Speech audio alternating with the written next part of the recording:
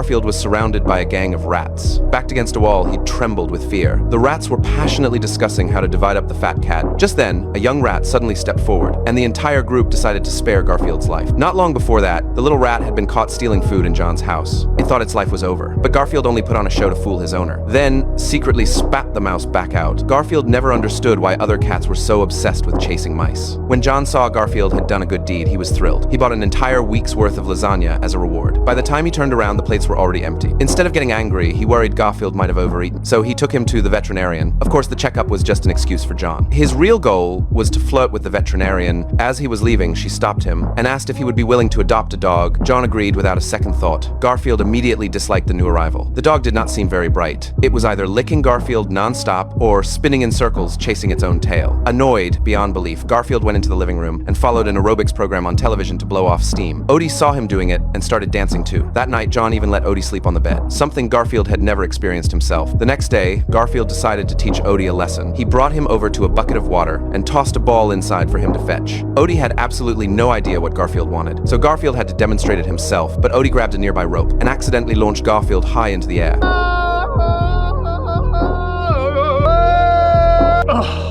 When he crashed back down, milk poured all over him through a pipe, and Odie happily started licking it off. Not long afterward, John picked up Odie and announced they were going out together. Garfield felt completely replaced. He sprinted after the car with his short little legs and barely managed to climb inside. But when they arrived, Garfield was stunned. The place was hosting a championship dance competition for dogs. The moment Garfield appeared, every dog in the building went wild and chased him all over the venue. The host quickly turned on the music to save the situation. As soon as Odie heard the music, he came alive. He jumped onto the stage and started dancing. No one could compete with him, and just like that, he won the championship, earning himself a spot in the newspaper.